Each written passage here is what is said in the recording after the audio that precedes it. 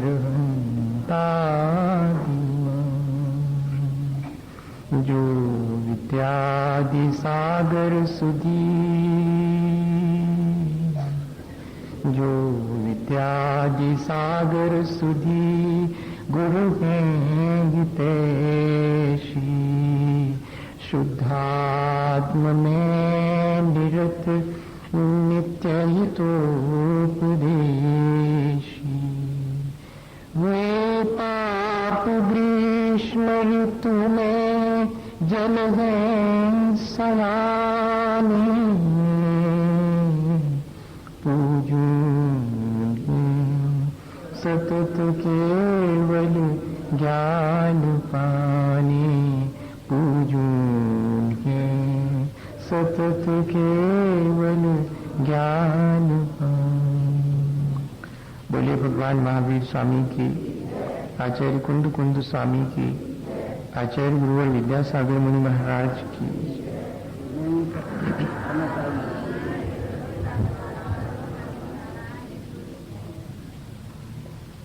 हम सभी लोगों ने पिछले दिनों ये अनुभव किया है कि यदि हम बहुत गौर से देखें तो इस संसार में अच्छा और बुरा कुछ भी नहीं है।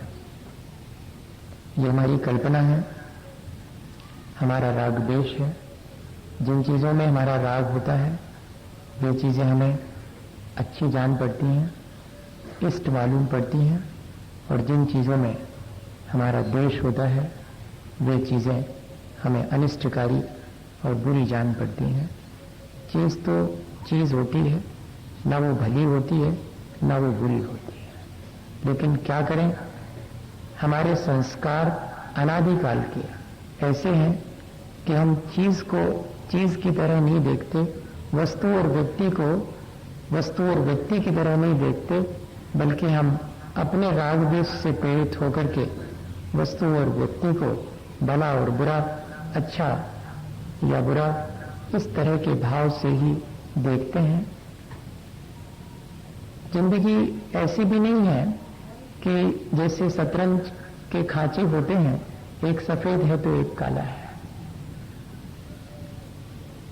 सब लोगों के जीवन में हमेशा सुख के बाद दुख, दुख के बाद सुख, ऐसा कोई क्रम हो, ऐसा भी नहीं है। जैसे हम आज अपना मित्र मान रहे हैं वो कल हमारा शत्रु हो सकता है, और जिसे हम आज अपना शत्रु मान रहे हैं वो कल हमारा मित्र हो सकता है। इतना परिवर्तनशील है ये संसार, और वो परिवर्तन हमारे अपने परिणामों का ही है, हमारे अपने राग द्वेष का ही परिवर्तन है। जैसा हमारे मन में भाव होता है वैसा हम इस संसार में चीजों को और व्यक्ति को देख लेते हैं।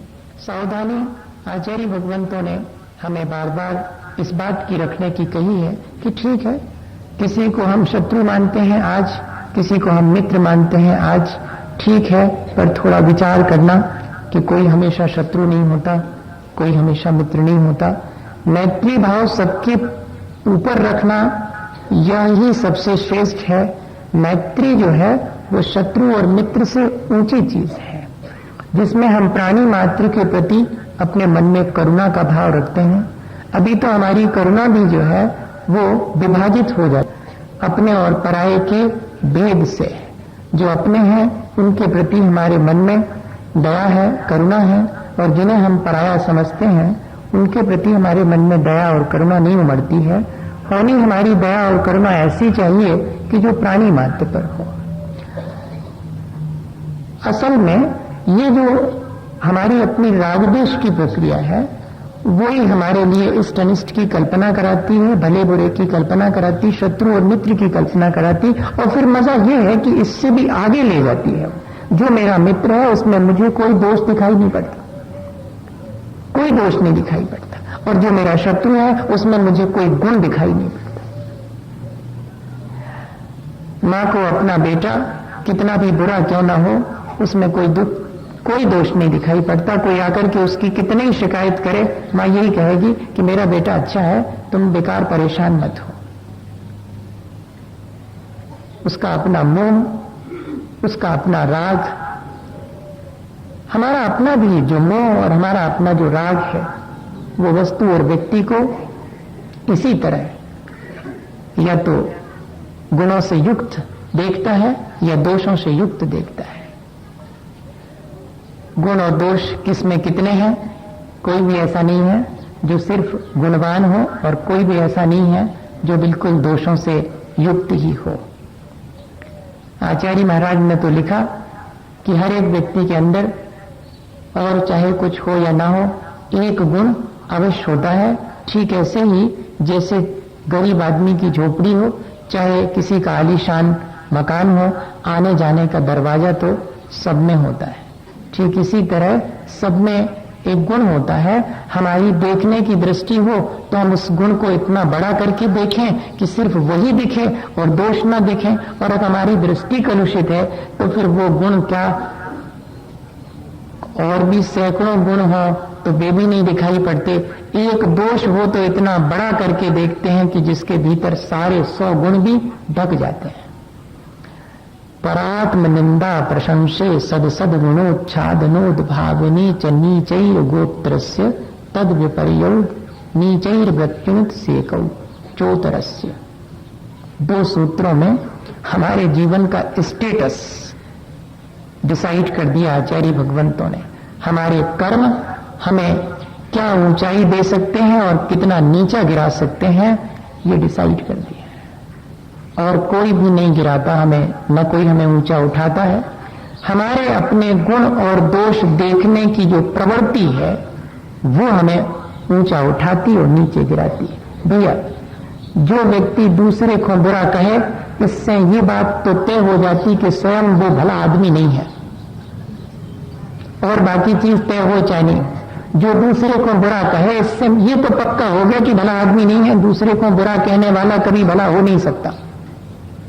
और जो दूसरे को भला कहे, इससे ये तय हो गया कि स्वयं तो भला है, दूसरा भला होवे या न होवे वो अपनी जाने। आचार्य भगवंत इसी बात को सूत्र में कह रहे हैं कि परात्म निंदा प्रशंसे, दूसरे की निंदा करना और अपनी प्रशंसा करना। सदसद गुणोच्छादनोद भावने च, और इतना ही नहीं, दूसरे के विद्यमान गुणों को ढकना और अपने अविद्यमान गुणों का डिंडोरा पीटना। क्या? दूसरे की निंदा करना, अपनी प्रशंसा करना, दूसरे के विद्यमान गुणों को भी ढक लेना, प्रकट नहीं होने देना, और अपने अविद्यमान जो अपने भीतर है ही नहीं गुण, उनका डिंडोरा पीटना। ये सब बातें, ये सारे कर्म हमें कहां ले जाते हैं? नीच गोत्र की तरफ ले जाते हैं। और नीच गोत्र का बंध मिथ्यात्व के साथ होता है। सबसे पहले दृष्टि की निर्मलता नष्ट होगी, फिर बाद में हमें साथ में नीच गोत्र का बंध होगा। जितने पशु हैं, एक इंद्री से लेकर के असंगी पंचेंद्री तक तो पशु हैं ही, और जो संगी पंचेंद्री हैं उनमें भी एकमात्र नीच गोत्र का ही उदय चलता है। ध्यान रखना, मनुष्य में नीच गोत्र और उच्च गोत्र दोनों हो सकते हैं। क्या कहलाता है ये नीच गोत्र उच्च गोत्र? जिस कुल में, जिस जाति में उत्पन्न होने पर धर्म की परंपरा जहां चलती हो, अभक्ष भक्षण ना होता हो, मद्य मधु मांस का सेवन ना होता हो, जो लोक में निंदनीय ना हो, ऐसे कुल को उच्च कुल कहते हैं। शेष सब नीच कुल है। जहां धर्म की परंपरा नहीं है, जहां सदाचरण नहीं है, जहां लोक निंदकारी किए जाते हैं, ऐसे परिवार में उत्पन्न होना ये अपने नीच गोत्र का उदय है। और वो नीच गोत्र बंधता कैसे है, ये दे दिया एक सूत्र में। 4 बातें लिख दी। परात्म निंदा प्रशंसे, दूसरे की निंदा करते रहना और अपनी बड़वारी करते रहना, अपना बड़प्पन हमेशा बताते रहना। दूसरे की निंदा मतलब दूसरे के दोषों को प्रकट करना, होने पर और नहीं होने पर, दोनों कह रहे हैं। दूसरे के होने, दोष होने पर भी उन्हें प्रकट करना, यह भी नीच गोत्र का बंध है। और जो दोष नहीं है उनको प्रकट करना, सो तो है ही। जो दोष उसके भीतर है उनको भी प्रकट नहीं करना, तब जाकर के काम बनेगा उच्च गोत्र का। हमने वर्तमान में अगर उच्च गोत्र पाया है ऊंचाई हासिल की है, अच्छा स्टेटस है समाज में, जो मान्य कुल प्राप्त हुआ है हमें, लोक निंदनीय कुल प्राप्त नहीं हुआ हमें, उसके लिए हमने क्या पुरुषार्थ किया होगा पूर्व जीवन में, इस पर विचार करना। और जिन्होंने वो चीज प्राप्त नहीं की है उन्होंने क्या किया होगा, दूसरे के विद्यमान अविद्यमान किसी भी प्रकार के दोषों को प्रकट नहीं करना। बताइए, ऐसा हो पाता अपन से? अपन तो दूसरे के दोषों को ही देखने की प्रवृत्ति अपने भीतर निर्मित कर चुके हैं। ऐसी आदत पड़ गई है कि किसी पर भी दृष्टि जाती तो सबसे पहले उसमें जो खोट है, उसमें जो कमियां हैं वे दिखाई पड़ती हैं, उसमें क्या भलाई है क्या अच्छाई है ये दिखाई ही नहीं पड़ता। बताओ तो ऐसी दृष्टि लेकर के हम अपने जीवन को कहां ले जाने की तैयारी कर रहे हैं, ये स्वयं विचार करना पड़ेगा अपने, और फिर इस आदत को बदलना पड़ेगा। हम लोग तो इस आदत को बदलने की जगह पर और तर्क और देते हैं। एक व्यक्ति चला जा रहा था रास्ते से, सामने जो है दूसरा और थोड़े आगे जा रहा था, एक केले का छिलका पड़ा था, उस पर वो पैर पड़ा, उसका फिसल गया, गिर गया तो हंसना शुरू कर दिया जो पीछे था। सामान्य सी बात है, कोई अगर फिसल करके गिर जाए तो दूसरे को मौका मिलता हंसने का, लेकिन वो ये भूल गया कि एक छिलका और पड़ा है वहीं पर, सो इनका भी उसी पर पैर पड़ा और ये भी गिरे। अब गिरे तो सब लोग हंस रहे, तो मालूम इन्होंने क्या तर्क दिया कि अच्छा किया भगवान जो मैंने पहले दूसरे के गिरने पर हंस लिया, अब तो मैं हंस ही नहीं सकता, अब तो लोग हंसेंगे मेरे ऊपर, अच्छा हुआ मैंने पहले हंस लिया। बताइए, दूसरे पर हंसने को भी हम ठीक मान रहे हैं कि हमने अच्छा ही किया है जो पहले हंस दिया, क्योंकि फिर तो हमें गिरना ही है और फिर तो लोग हंसेंगे, हम तो नहीं हंस पाएंगे। ये हम लॉजिक दे रहे हैं। दूसरा हमारी बुराई करेगा ही, इससे पहले हम उसकी कर लेना, सीधी सीधी बात, उसकी बुराई करके मजा ले लें, फिर बाद में अपनी बुराई करवाने के लिए तैयार रहें। ये इस तरह से हमने संसार में आदत डाल ली है। सोचें हम कि यदि दूसरे को हम बेईमान कहें और दूसरा हमें बेईमान कहे तो बताइएगा ईमानदार तो कोई भी नहीं रह जाएगा। लेकिन इतनी छोटी सी बात अपन के समझ में नहीं आती है। और इतना ही नहीं, एक बार जब दोष देखने की आदत पड़ जाती है तो संस्कार इतना गहरा हो जाता है कि फिर अपने दोष दिखाई नहीं पड़ते। ये ध्यान रखना। एक सबसे बड़ी हानि है दूसरे के दोष देखने में, सबसे बड़ी हानि कि कभी फिर अपने दोष देखने का अवसर ही नहीं मिलता, क्योंकि दूसरे के दोष देखने की आदत इतनी पड़ गई है कि वक्त ही नहीं मिलता अपने दोष देखने का। और इतना ही नहीं, अपने को दोषी होने के बाद भी अच्छा मानने का मजा भी हम ले लेते हैं। देखा वो ऐसे हैं, वो ऐसे हैं, हम कैसे, हम तो ठीक है। ठीक नहीं होने के बाद भी अपने ठीक होने का भ्रम पैदा हो जाता है। दूसरा दोषी नहीं है फिर भी उससे हम दोषी ठहराना शुरू कर देते हैं, जिससे हमारे भी अपने दोष देखने की प्रवृत्ति नष्ट हो जाती, और अपने दोषी होने के बाद भी हम अपने को ठीक मान लेते हैं। और चौथी चीज कि हम कभी अपने दोष अपने में से निकाल नहीं पाते हैं, दूसरे के गुणों को भी अपने भीतर ग्रहण नहीं कर पाते। ये रिसेप्टिविटी हमारी खत्म हो जाती है। इतना लॉस होता है दूसरे के दोष देखने की आदत अपने भीतर निर्मित कर देने से। और है ये प्रवृत्ति 99% हम सबके जीवन में, 1% होगा हमारा जीवन ऐसा जिसमें कि हम दूसरे के दोष न देखते होंगे, बाकी तो 99% हमारे सबके जीवन में दूसरे के दोष देखने की प्रवृत्ति। कहीं कुछ भी अच्छा दिखाई नहीं पड़ता, जहां कुछ अच्छा भी है वहां भी हम दोष देखना शुरू कर देते हैं, और जहां दोष युक्त है वहां तो है ही। और आत्म प्रशंसा, अपने अंदर कोई गुण नहीं भी है तब भी अपने को गुणवान मान लेने का भ्रम, या कि दूसरे से अपने को गुणवान कहलवाने का एक कहना चाहिए प्रयत्न निरंतर चलता रहता है। और फिर इतना ही नहीं, वही गलती हम करें जो दूसरा कर रहा है तो वो अपन को नहीं दिखाई पड़ती है। यही की एक घटना है, अचानक मुझे एक वो कटिंग मिल गई, उसमें मैंने पढ़ ली। जयपुर में कोई मंदन भट्ट हुए हैं यहाँ पर बहुत पहले, उनके जीवन की। वे किसी राजा के दरबार में कवि रहे हैं और इतने प्यारे व्यक्ति थे कि राजा अगर किसी से नाराज हो जावे तो राजा को समझा बुझा करके और उस व्यक्ति के प्रति जिसके प्रति नाराज हुए हैं क्षमा दिलवा देते थे। कितने भी गलती की हो उसने, राजा नाराज हो गया हो तब भी राजा के अंतरंग मित्र थे बहुत अभिन्न, तो राजा को समझा बुझा के कि अरे छोड़ो क्या करना राजा साहब, आप तो इतने महान हो और वो तो इतना क्षुद्र जीव है, गलती करता, करने दो, आप तो माफ करो, माफ करवा देते थे। बड़ा उनका राजा के प्रति सद्भाव था और राजा भी उनको बहुत मानते थे। एक बार क्या हुआ कि राजा के जन्मदिन पर सभी जितने सामंत थे वो राजा के लिए मंदिर में प्रार्थना करते थे उनके दीर्घायु होने की। तो एक सामंत ने ईर्षावश, ये ईर्षा नाम की चीज जो ना कराए सो कम है, हाँ ये सबके भीतर है। उसमें लिखा है आत्मानुशासन में, jealous is the last weakness of a saint। ईर्षा एक साधु की आखिरी कमजोरी है, अंतिम कमजोरी।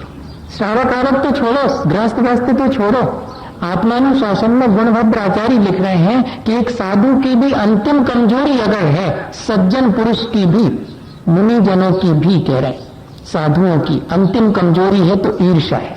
और वर्णाश शाह से जब पूछा गया था कि what is the cause of first world war, तो उन्होंने क्या उत्तर दिया था? एक ही कारण था, जेलसी। जब उनसे पूछा गया कि सेकंड वर्ल्ड वॉर का क्या कारण था, तो उन्होंने कहा 2 कारण थे, जेलसी एंड जेलसी। तो उन्होंने कहा तीसरा वाला होगा, तो बोले 3 कारण, jealousy and jealousy and jealousy, 3 कारण। एक ही कारण है संसार बढ़ाने का, ईर्षा, गुणों को सहन नहीं कर पाना। तो दोष देखना शुरू हो जाता है, गुणों को सहन नहीं कर पाए तो। और एक सामंत दूसरे के गुणों को सहन नहीं कर पाया और उसने जाके राजा से शिकायत करी, जैसे अपन करते हैं। वो कोई कहानी है, ये तो जीवन में भी अपन देखते हैं। तो क्या शिकायत करी कि ये जो सामंत है वो आपकी दीर्घायु की कामना नहीं करता मंदिर में बैठ करके भगवान के सामने, उसकी एकाग्रता नहीं रहती, यहां वहां देखता रहता, अच्छे मन से वो आपके लिए प्रार्थना नहीं करता। ऐसी शिकायत कर दी, बस राजा तो राजा होते हैं, आ गए उनको सनक, ठीक है राज दरबार में और राजमहल में आना इसका बंद, बाहर कर दो इसको। ऐसा आदेश जारी करने की मंत्रियों को आज्ञा दे दी। मंदन भट्ट को मालूम पड़ा, फौरन राजा के पास आए, क्या बात हो गई? अरे वो जो सामंत है वो मेरे लिए ठीक ठीक प्रार्थना नहीं करता, दीर्घायु की, यहाँ वहां उसका ध्यान रहता। कितने कहा ये? कि दूसरे सामंत ने आके कहा। तब फिर आपको जरूर पुनर्विचार करना चाहिए। बोले इसमें फिर से विचार करने की क्या बात है? बोले फिर भी आप विचार कर लीजिएगा, एक बार उस व्यक्ति को दंडित करने से पहले जरा विचार कर लीजिए। क्या विचार कर लीजिए? अगर वो वाला सामंत दीर्घायु की कामना करते समय एकाग्र नहीं है, यहां वहां देख रहा है, तो जिसने शिकायत की है वो क्या कर रहा था?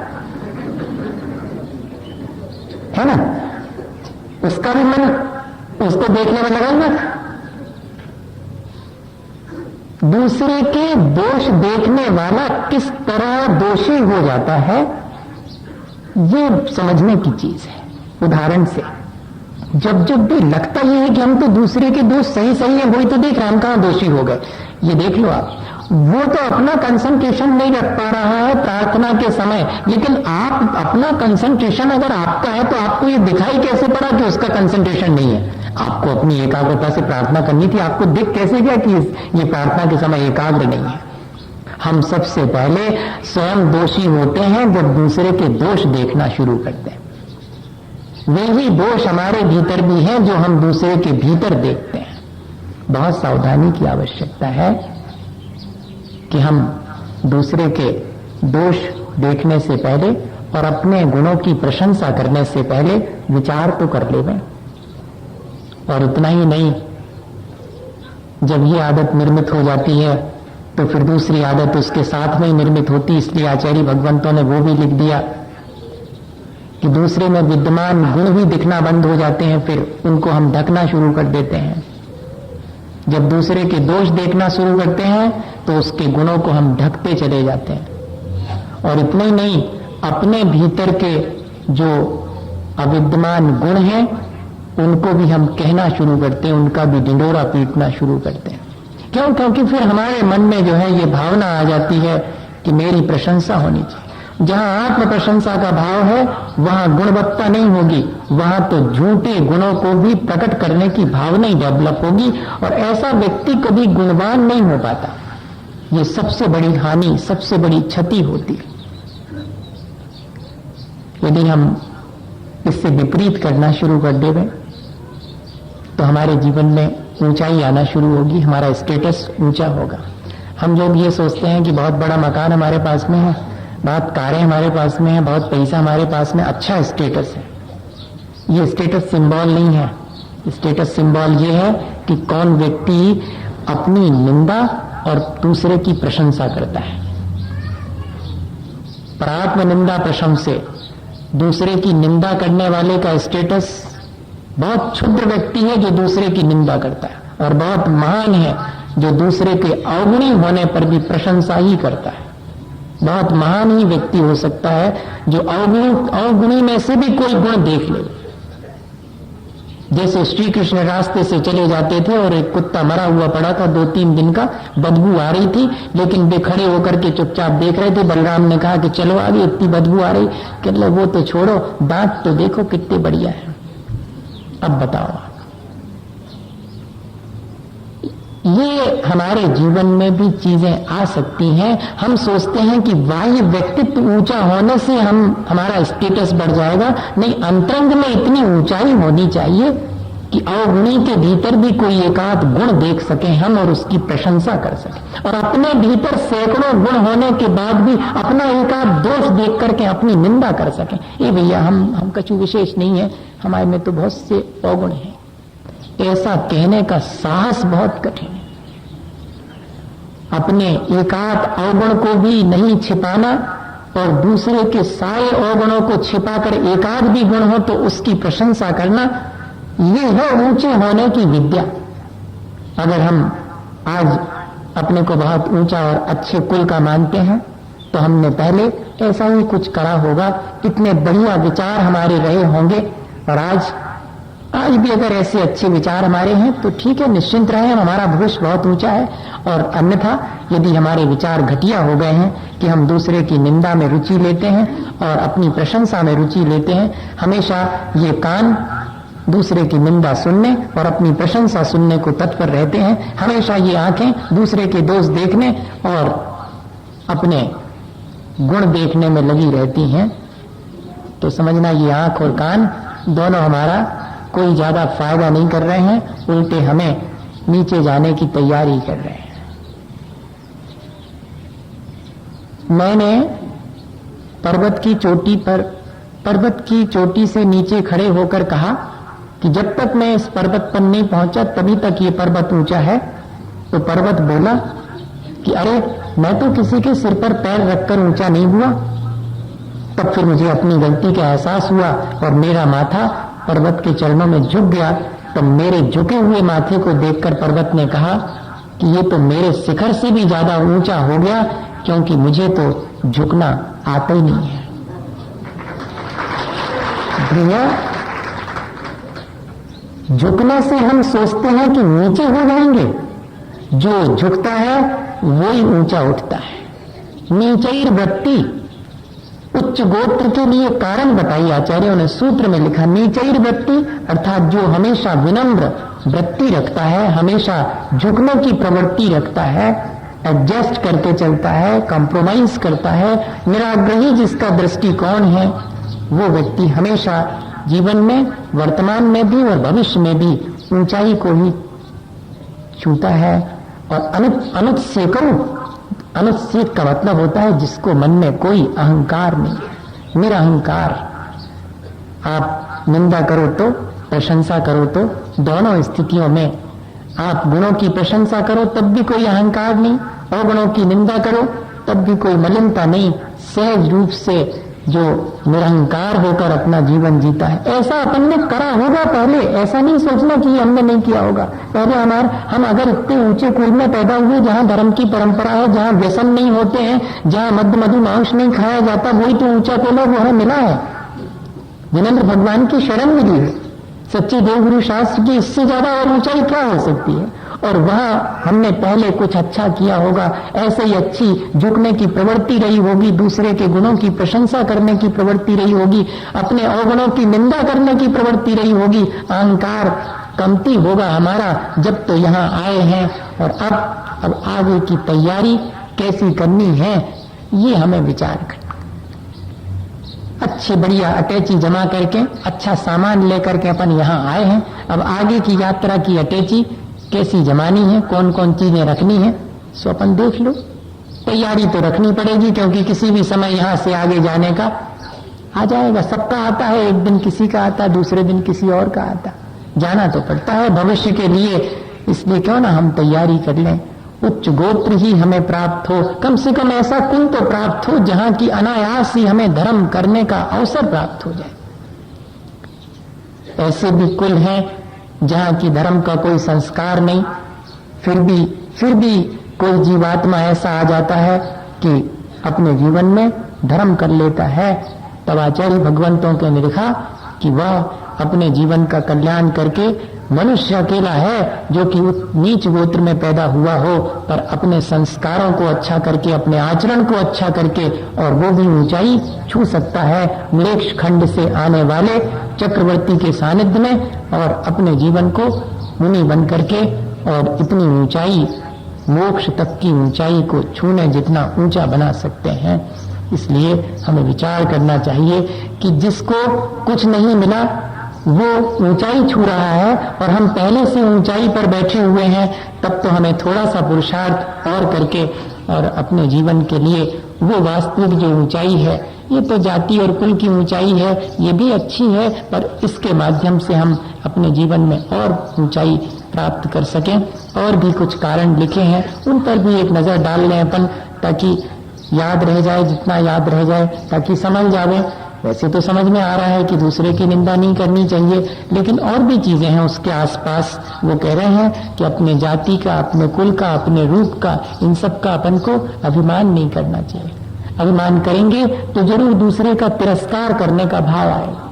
हाँ, दूसरे की निंदा का भाव आ ही जाएगा। जहां अपन को अभिमान आता है वहां फिर हम सब भूल जाते हैं और दूसरे की निंदा और दूसरे का तिरस्कार कर बैठते हैं अपने अहंकार वश।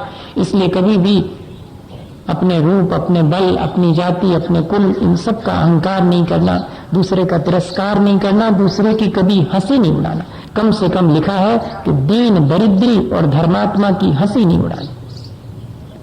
धर्मात्मा की हंसी नहीं उड़ाना ये तो ठीक है, लेकिन दीन दरिद्र की भी हंसी नहीं उड़ाना, क्योंकि वो अपने कर्मों का फल भोग रहा है और हम उसकी हंसी उड़ाएं तो हमें भी अपने इस हंसी उड़ाने के कर्म का फल ठीक वैसा ही भोगना पड़ेगा जैसा उस दीन दरिद्री को आज किसी की हंसी उड़ाने से दरिद्रता और तिरस्कार मिला हुआ है।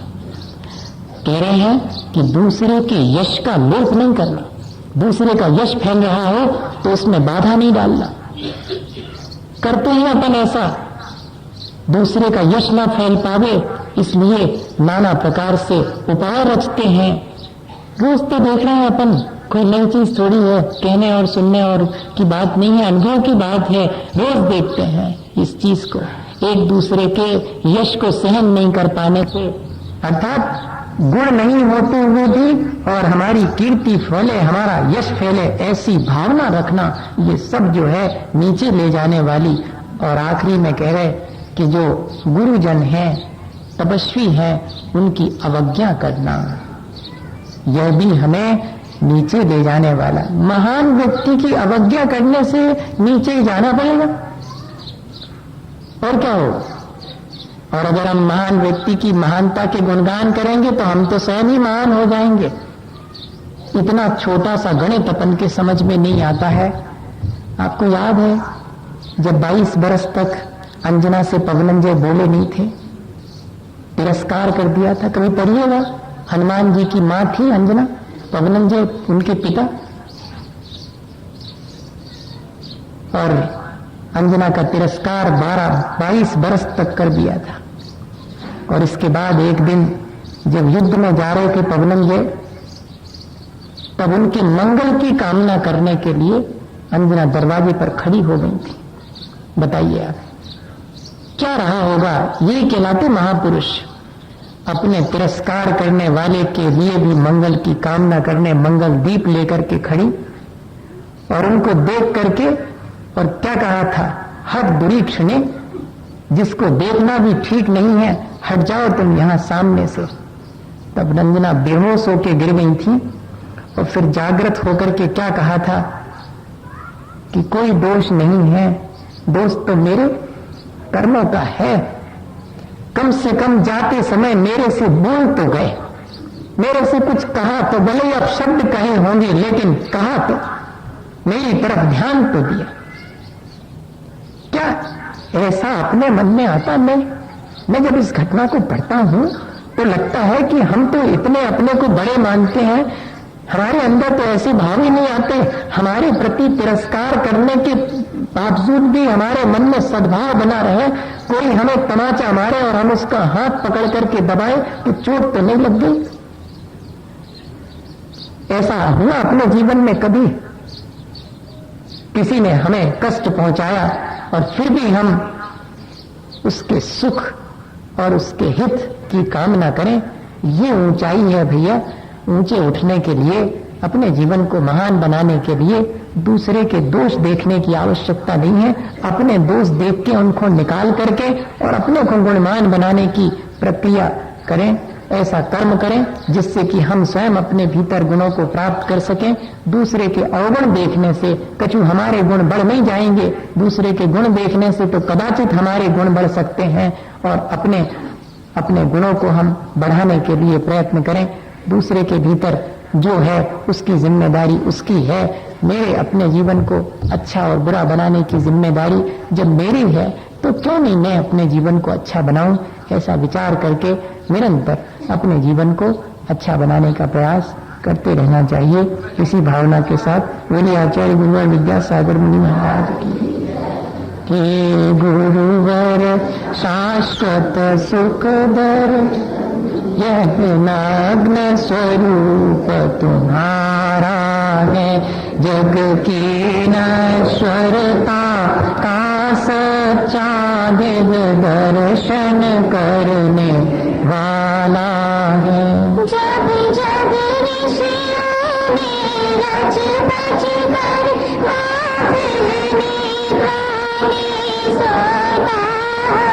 अथवा वह शिव के निष्कंटक पथ में विषकंटक बोता हो।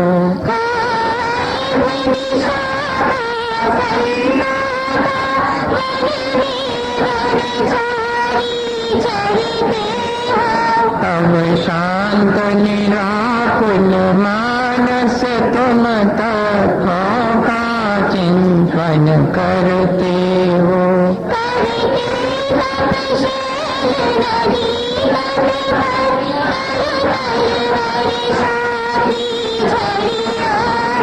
समतारस पान किया करते सुख दुख दोनों की घड़ियों में।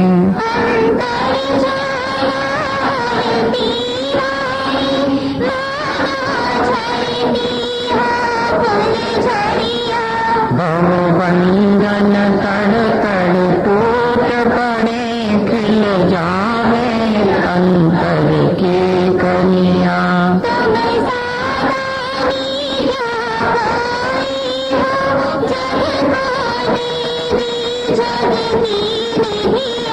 दिन रात लुटाया करते हो सम के अविनश्वर मणिया।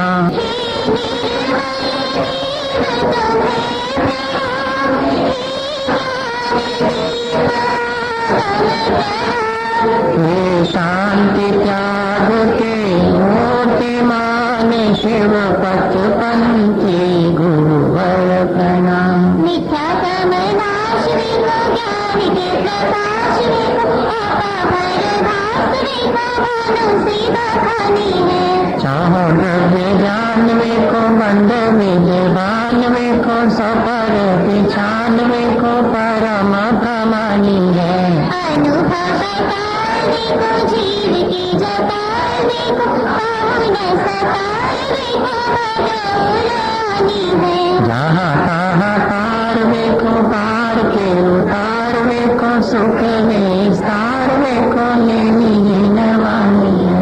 जावानी के ज्ञान के सूझे जो आयो पावानी में सत्य नमो सदा देखो देखो चंदन तांडुल पुष्प कैश्चर सुदीप सुधूप परागति देव